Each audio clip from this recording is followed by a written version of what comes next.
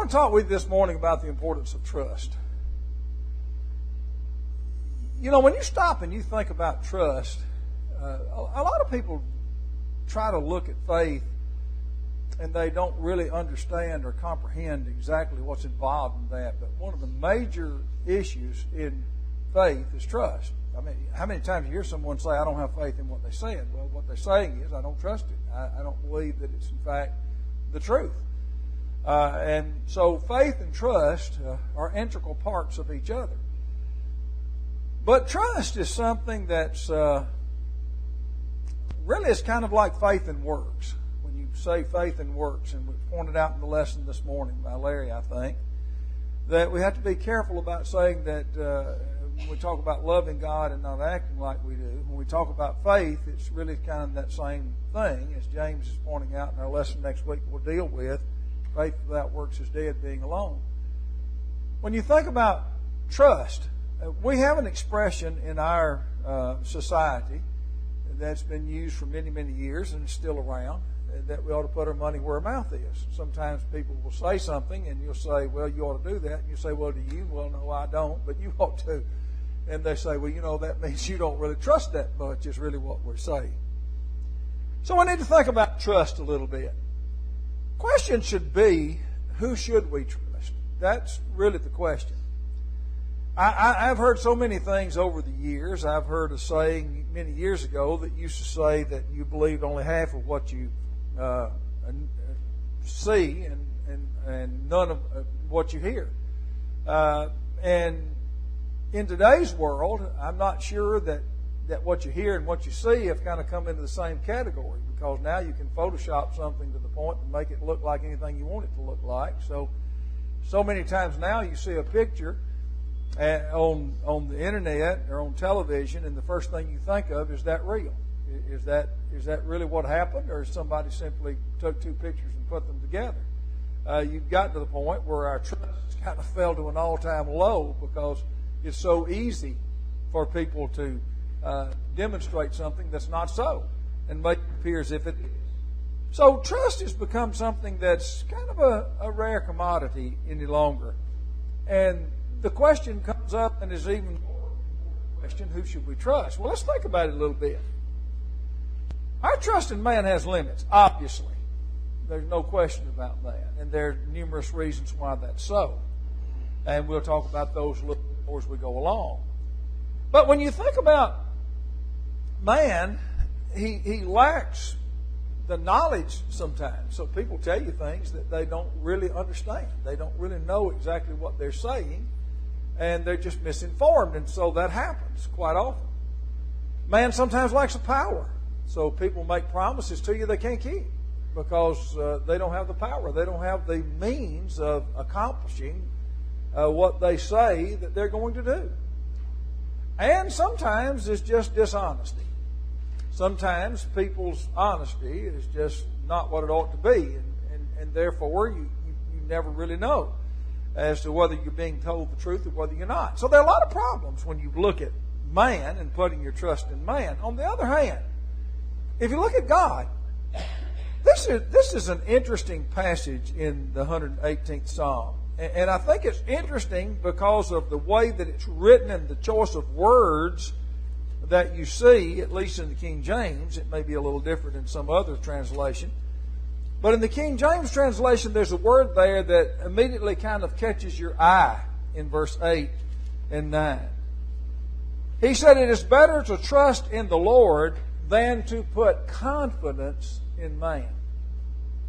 He goes on to say, it is better to trust in the Lord than to put confidence in princes. I mean, how many times do you listen to people who are political folks who occupy a position of power and you don't trust them? And that's what he's telling you. He's saying that when it comes down to it, he recognizes, he understands that trust in man is not always there. But he said, trust in God is something you can absolutely depend on. And that's something I think that's extremely important. I want to look at an interesting occurrence. Sometimes people say things, and even though there are people who really can't be trusted much, occasionally they do say something that's true. In the book of 2 Kings, there's one such occasion. There is an ambassador for the king of Assyria, and he's coming to Hezekiah, and he's speaking to Hezekiah in chapter 18 and verse 17. And when he comes and he talks to him, he warns him about something. And if you go down to verse 20, he said, "Thou sayest, but they are vain words, I have counsel and strength for war. Now in whom dost thou trust that thou rebellest against me?" This is the king of Assyria saying this. "Now behold, thou trusteth upon the staff of this bruised reed, even upon Egypt, on which if a man lean, it will go through his hand and pierce it. So was Pharaoh, king of Egypt, unto all that trust him." You ever been around water? You kind of understand what he's talking about. You see these things that are kind of stalks, somewhat similar to a cane that you fish with. And it comes up, and it's pretty stable. And sometimes people will even cut them off at a slope and use them as a stake and kind of stick them in the ground. But the problem is that if you can bruise them pretty easily. You can hit them and kind of bend them over. Now, once they bend over, unlike a tree that springs back, it doesn't do that. Once it has a damaged place in it, from that point forward, if you were to try to stick it in the ground, he said it would pierce you. It would turn. It would not do as you intended it, and therefore it wasn't dependable. That's what he's getting at. He's saying, you're going to Egypt and you're trusting Egypt. Now, he was right. Now, this Assyrian idolatrous man who was representing an idolatrous king was right. And he said, you have to be careful about who you trust, because you're trusting in Egypt, and that's just not going to happen. It's not going to work. Now, it's interesting, though, if you get down to verse 22, he says something that is not so. He said, "But if you say unto me, we trust in the Lord our God, is not that he whose high places and whose altars Hezekiah hath taken away, and has said to Judah and Jerusalem, you shall worship before this altar in Jerusalem?" He misunderstood totally, and he said, you can't trust God either. Well, he's wrong in that. Again, that demonstrates to us, when you look at man, it's kind of shot in the dark. Man might tell you something that's so, that you can depend on, and he might not. And that's kind of what you see in this particular case. So if you look at this person, this Assyrian representative of the king, one of the things that made him kind of dangerous was he made a statement that was pretty obvious.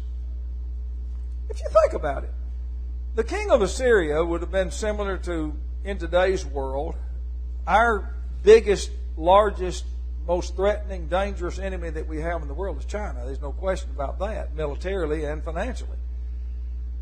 Now, if we decide we're going to fight them, are we going to turn to New Zealand and say we're going to band with you?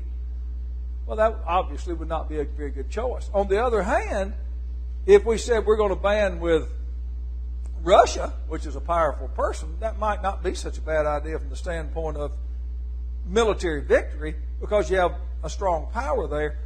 So if a person objected to one, he couldn't necessarily object to the other. What I'm saying is that man sometimes says something that's so, sometimes doesn't.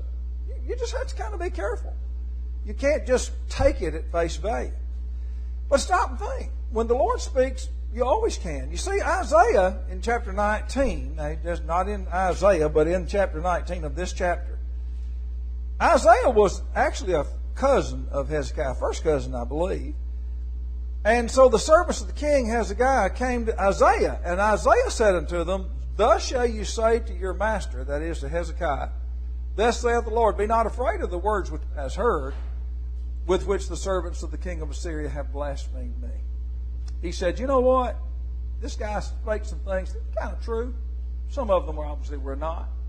But the truth is, don't be afraid of him. Because in the end, there's only one that you can trust, and that is God. And that's the point that Psalms 118 is saying. Man sometimes tell you truth, sometimes doesn't. Sometimes he'll put a little truth in it to make it palatable, kind of like rat poison. You put a lot of good stuff in it to make the rat eat it, and the rest of it will kill him. And man will do that. And so you have to be careful about man. whether you're talking about religion, politics, or financial dealings, or whatever it is, you really have to take everything, as we sometimes say, with a grain of salt. So who should you trust? Well, you trust God. Well, the question's this: why? If you ask me the question, why should I trust God? Then I want to be able to answer that question. It's interesting to me that sometimes people don't like a question to be asked. They think it's a lack of faith if someone asks a question. Well, I don't believe there's anything wrong with asking a question. That we're actually looking for an answer. If someone said, why should I trust God? Well, I think I would probably tell them that there are three reasons. To trust someone, they have to possess three things. And God possesses all three. And let's think about it. Number one, you have to be confident the person cares about you. If a person cares nothing about your welfare, then they're probably not going to give you very good advice, and you probably need to be careful about asking for advice from them. In the 23rd Psalm, which is one of the most famous passages anywhere in the inspired text, it is obvious that what he is saying, that God cares for us. The first thing he said is, the Lord is my shepherd. Everything else he said in this psalm relates back to that idea. I am his sheep. He is charged with protecting and defending me, and he is my shepherd. And therefore, I trust him. Why? Because he cares for me. You stop and think very seriously, and sometimes I think young people have a problem with it. They listen to their peers who give them advice, and they ignore their parents. But ask yourself the question, who is it that really cares for you? Who really cares for your welfare? Who's really looking out for you? And that's the main consideration they have. One of the things that makes you accept advice from someone, if you are convinced that that person cares about your welfare. You're convinced that that person, everything they're doing is motivated because they care for you. Okay, think about God. He said, the Lord is my shepherd. Well, why do I trust him? Well, John 3 in verse 16 says this, that God so loved the world. Now think about that statement.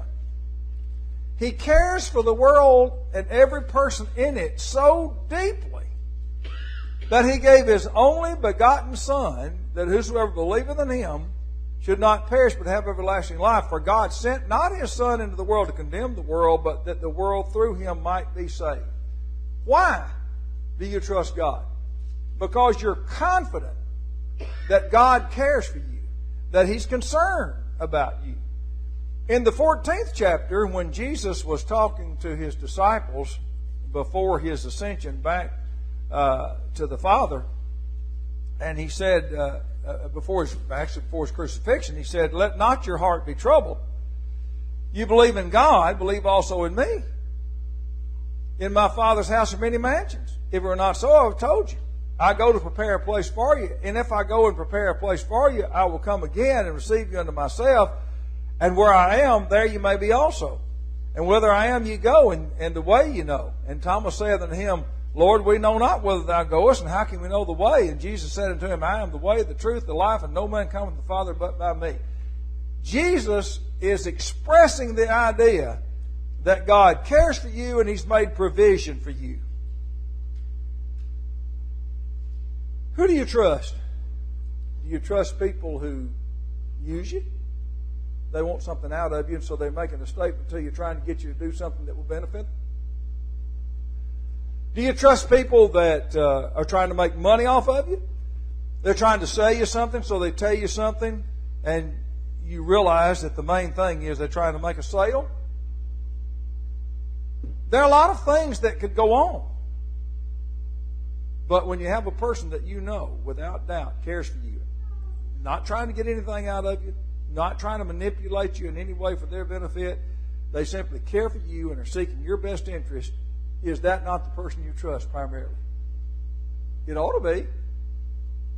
If you think about it, in today's world, when we're in a situation of a lot of problems going on and a lot of things being said, and I got a feeling that in this audience people are very divided over some of the issues that are going on. Because you listen to all the so-called experts, and you have this one saying this and this one saying that, and so you kind of got to come down and say which one I'm going to believe, and so you kind of weigh it out. It's kind of like you're trying to decide which one really can you pay attention to. And some of us may come down on one side and one on the other. But in reality, how do you make the decision? Well, what you try to do is you try to decide which is the most unbiased individual out there, which has the least to gain if you accept what he is saying to be true. And if you see someone that has a great deal to gain, then it triggers something in your mind right quick. Say, I don't know if I want to believe that or I don't. That's so. So think about it. In all the things that transpire in life, the only person that is deserving of absolute trust in every respect is God. And one reason is because God always cares for you. And everything He's done has been for your benefit, not His, because He doesn't need anything that we have to offer. Second thing is we must be confident that someone knows what's best for us. What is best for us? I mean, what's going to be in our best interest? When you look at what people say sometimes, it's pretty obvious that what they're saying is going to benefit them. And so when that happens, you kind of take that with a grain of salt, as we might say. But the inspired writer writes this in Romans 8, and I think it's an interesting passage that you want to think about. Be confident that someone knows what's best for us. I'll ask you a question. If you go to a financial advisor, why do you do that? Because you're saying basically that I don't think I can reach a proper conclusion without someone else. Well, if you go to a financial advisor, why do you do it? Because you think that person's more informed and can make a better decision than you can. When you go to a doctor, why do you go? Why don't you treat yourself at home? Because you're thinking that doctor is best qualified to tell me what's in my best interest. And I'm going to listen to what he or she says because I have confidence in them. When you think about why should you trust God, let me ask you a question. If you went to a financial advisor and before you sat down in the chair, you walk in the room, before you told him what your name is, he said, I know you got $150,000 to invest, and that's what you have. And you're considering this and this, and that's what you're considering. And I think would that impress you? Somebody that never met you, didn't know anything about you, you said nothing to. That'd catch your attention, wouldn't it? What if you went to the doctor and you walked in and you didn't tell him any of your symptoms? He said, "Oh, I understand. I see. You're having some chest pains, and I'm kind of." And he went on to describe everything to you, and he's never met you, hadn't seen your chart, doesn't know anything. Would that impress you? It impressed me. Well, think about this. In Romans 8 and verse 26, he said, the Spirit also helpeth with our infirmities, for we know not what we should pray for as we ought. Do you think you always pray for what you ought to pray for? You think you do? You think that everything you pray is always exactly as it ought to be? He said, no. Sometimes we're kind of at a loss. We don't know which way to turn. But the Spirit itself maketh intercession for us with groanings which cannot be uttered. Now God knows exactly what the problem is, knows exactly what the solution is, even though we may not know either. He that searcheth the hearts knoweth what is in the mind of the Spirit. What is the mind of the Spirit? Because He maketh intercession for the saints according to the will of God. And we know that all things work together for good to them that love God, to them who are called according to His purpose. Now the truth of the matter is that I have confidence that God knows what's best for me. Do I always know what's best for me? No. There are many times that decisions that I would have tried to make, didn't turn out too well. So I don't always know what's best for me, but God does. God knows exactly what's best for me. He knows exactly what I should and should not do. And I need to understand that, and I need to have confidence in that. I need to realize that. How about all the other people that you know of? You ever known a financial advisor that went broke? Well, sure. During the Depression, there were lots of them. During the recession of 2008, there were lots of them. You ever know a doctor that died because of improper treatment? I don't know enough doctors to know, but I've got a feeling that it's happened many times. Do you think that doctors always know what's best for you? That financial advisors? No, they don't. But do you think God always knows? Absolutely. Beyond a shadow of a doubt. In the 11th chapter of the book of Romans, in verse 33, he says this: "Oh, the depth of the riches, both of the wisdom and knowledge of God." And you know what he said? He said, "How unsearchable are His judgments, and His ways past finding out. For who hath known the mind of the Lord? Or who hath been His counselor? Who hath first given to Him, and it shall be recompensed unto Him again? For of Him, through Him, to Him are all things, to whom be glory forever and ever. Amen." Number one, we have to be confident somebody cares about us, to trust them. Number two, we have to believe that that person knows what's best for us, that they know what would be the best answer. Now, we then have to be confident that that someone has the ability to do what they promise. One of the most famous miracles ever recorded was in Matthew chapter 14. I mean, probably every children's Bible class has looked at this because it just provokes interest. It's a story that can be told, and you can add a lot to it in terms of just causing people to have a visual picture of how all these men are out on a ship, and fourth watch of the night, that they're coming on toward dawn. Horrible time. The whole night they've had a terrible, terrible storm. And here comes Jesus walking on the sea. The disciples saw Him walking on the sea. They were troubled, saying, "It is a spirit." They cried out for fear. But straightway Jesus spake unto them, saying, "Be of good cheer. It is I, be not afraid." Peter answered Him and said, "Lord, if it be Thou, bid me come unto Thee on the water." And He said, "Come." And when Peter was come down out of the ship, he walked on the water to go to Jesus. Now, there's a part to this that's grand, and there's a part to this that really makes my point. Did Peter really have confidence that Jesus could do what He promised to do? And you say, "Oh yeah, He walked on the water." Did He? He began to look at the wind and the waves, and he became afraid, and he began to sink. Now just think about it. He's already been walking on the water.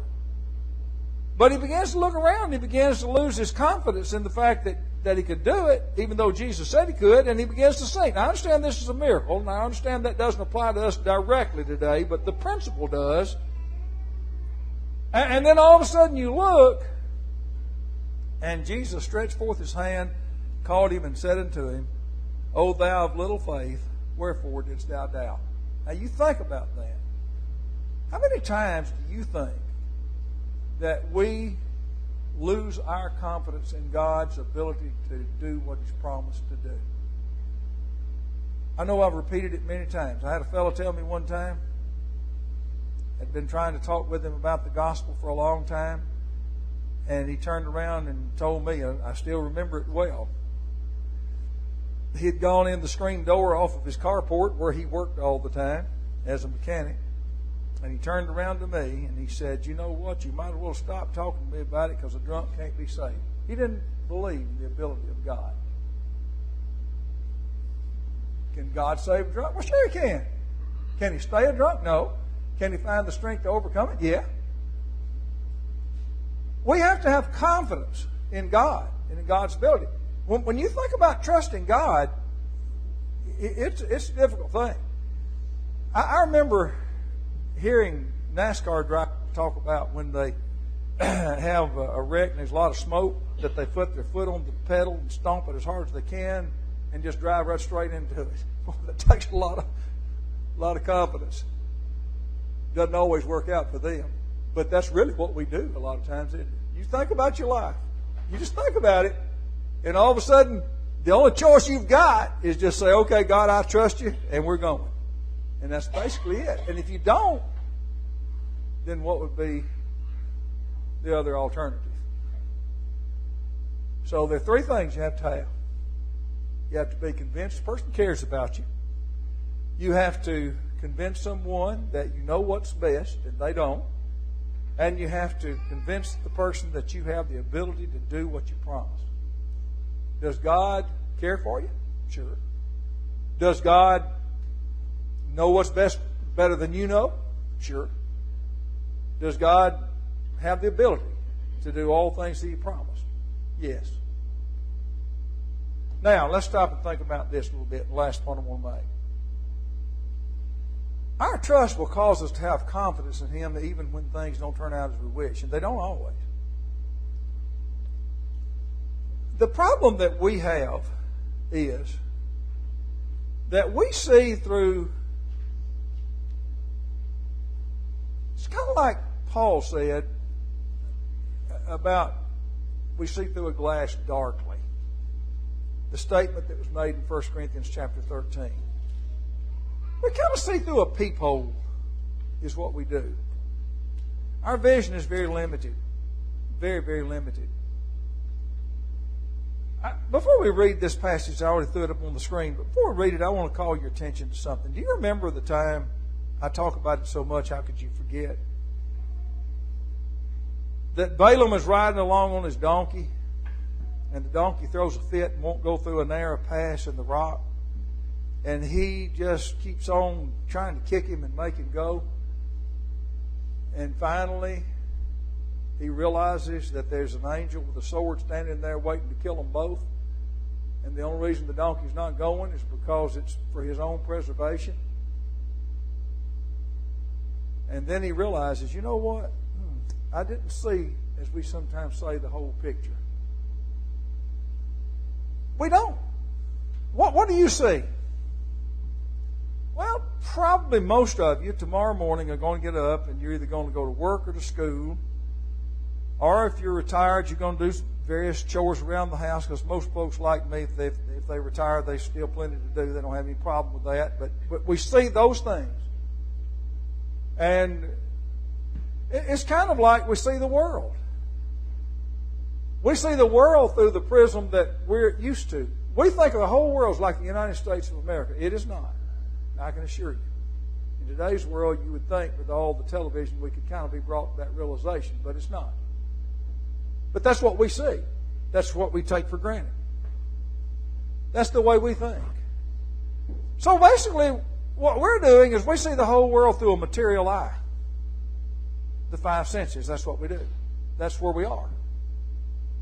But you know, old David, you can kind of see that he had a little different perspective by looking in 2 Samuel 12. One of the most famous stories that you'll ever read.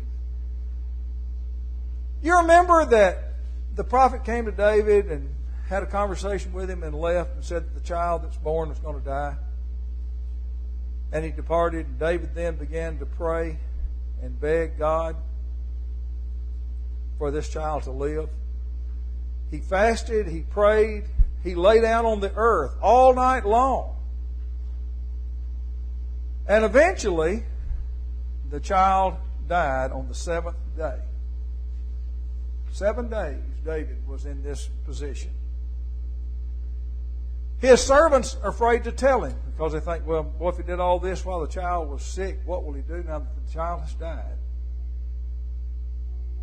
David realized there was something going on and asked the question, point blank, is the child dead?